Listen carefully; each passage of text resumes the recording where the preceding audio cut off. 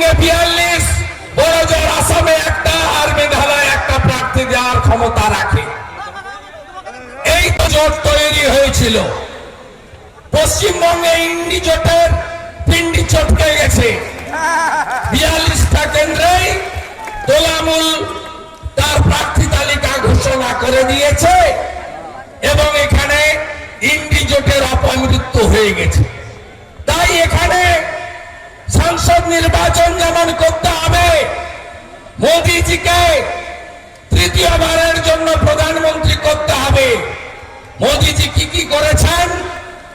মোদিজি ভারতবর্ষে 175টা স্কিম তিনি তৈরি করেছেন। পশ্চিমবঙ্গের লড়াকু বিরোধী দলের নেতা শুভেন্দু অধিকারী স্বাগতম। স্বাগতম স্বাগতম শুভেন্দু অধিকারী স্বাগতম।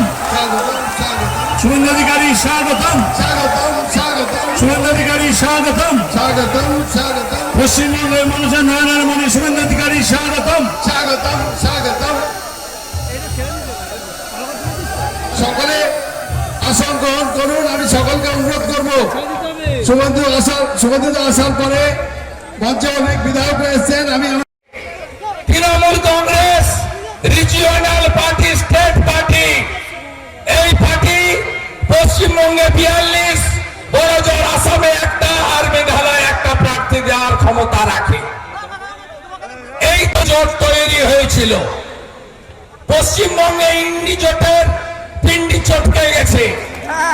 42টা কেন্দ্রেই তোলামূল তার প্রার্থী তালিকা ঘোষণা করে দিয়েছে এবং এখানে ইন্ডি জোটের অপমৃত্যু হয়ে গেছে। তাই এখানে সংসদ নির্বাচন যেমন করতে হবে, মোদিজিকে তৃতীয়বারের জন্য প্রধানমন্ত্রী করতে হবে। মোদিজি কি কি করেছেন? মোদিজি ভারতবর্ষে 175টা স্কিম তিনি তৈরি করেছেন। পশ্চিমবঙ্গের লড়াকু বিরোধী দলের নেতা শুভেন্দু অধিকারী স্বাগতম। স্বাগতম স্বাগতম শুভেন্দু অধিকারী স্বাগতম।